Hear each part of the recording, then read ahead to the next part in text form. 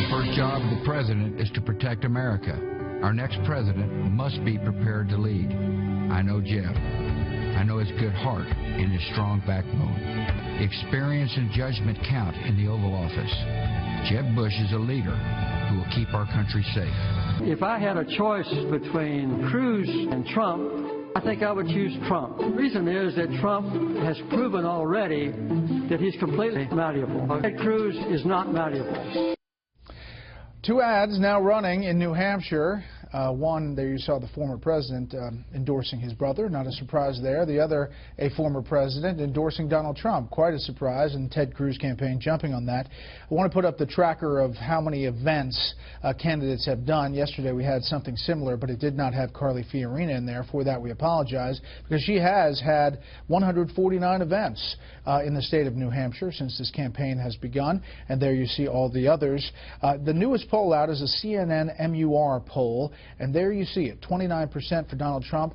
Marco Rubio surging up 7 points from the last time they polled. And there you see Cruz in third. Worth noting in this poll, though, it is plus or minus 6.8%. That's a pretty high margin of error. And 209 likely New Hampshire GOP voters, not a big sample. But there you see, definitely decided and leaning towards somebody. Also, that voter certainty is something we see in New Hampshire. Almost half of them said they could change their mind in the last week, which makes these days important. Let's bring in our panel. Syndicated columnist George Will, Fortune Magazine's Nita Easton, and Charles Lane, opinion writer for the Washington Post. Okay, George, how do you think it's shaping up? Well, Marco Rubio's campaign set out the objective they called 3-2-1. Third in Iowa, second in New Hampshire, and first in South Carolina. He did third in Iowa. He's positioned to do at least second in New Hampshire. If it's as fluid as people say it is, Trump's lead is not certain, because nothing's certain.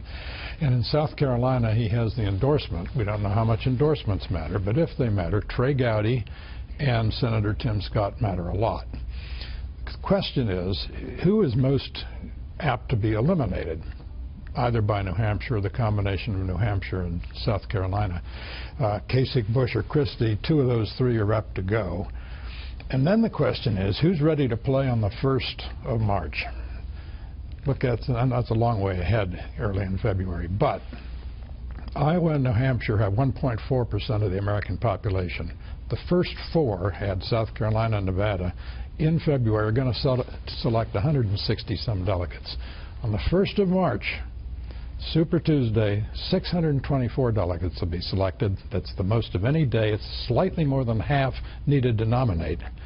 And it's going to take staying power and money and stuff in the bank.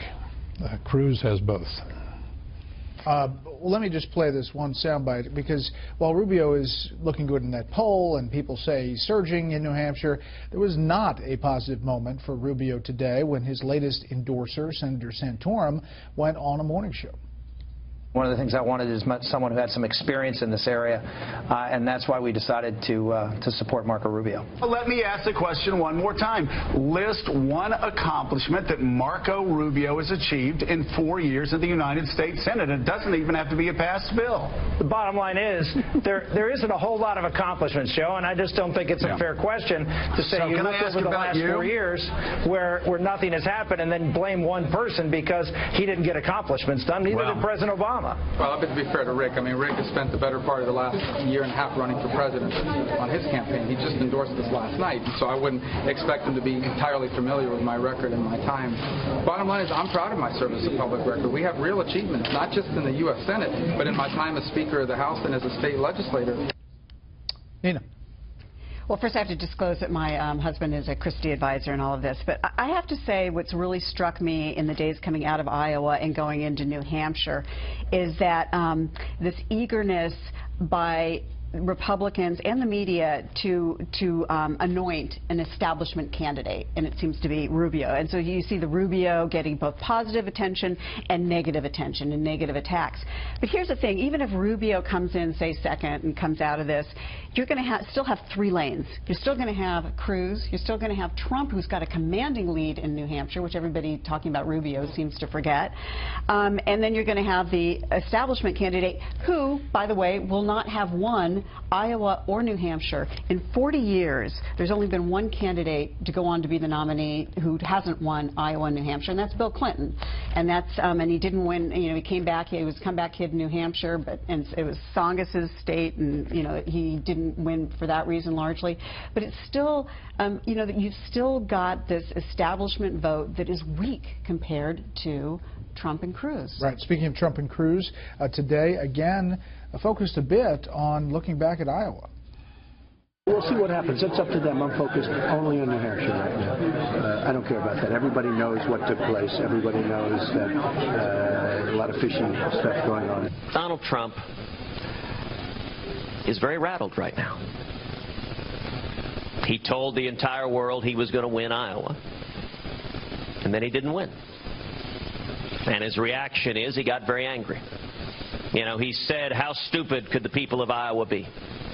I assume the next question he's going to ask is, how stupid can the people of New Hampshire be? It is a full-on pushback by Ted Cruz now. Boy, the name-calling between the two of them is pretty intense.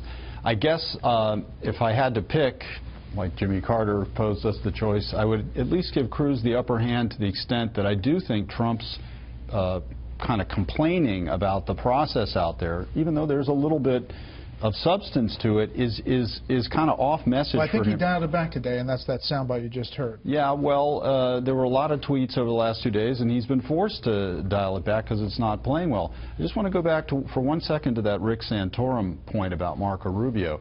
You know, the problem that gets to is what his accomplishment, Rubio's accomplishment, was supposed to be, was that Gang of 8 immigration bill way back when, remember? And that not only did it go down in flames, but today he can't even stand up for it because it's so unpopular with the Republican base. And so I think that is part of his, what's preventing him from kind of going over the top yet is that whole history of the gang. Quickly, I want to turn to the Democratic side, and the new poll out, the CNN-MER poll, has Bernie Sanders now at 61%, Hillary Clinton at 30%, and there you see the change. Actually, Sanders picking up steam, it seems. They have a debate tonight in Durham. George? Well, empathy's not my strong suit, but I do feel a certain pathos about the Clinton campaign. She has no aptitude for her chosen profession. She's not having fun, and people are detecting that. And then she got in that little trouble about her speaking fees the other night, when she gave an answer that was Clintonian in two particulars. One, she said, well, that's what they offered.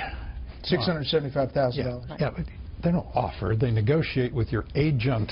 So they didn't come up with that out of the ether.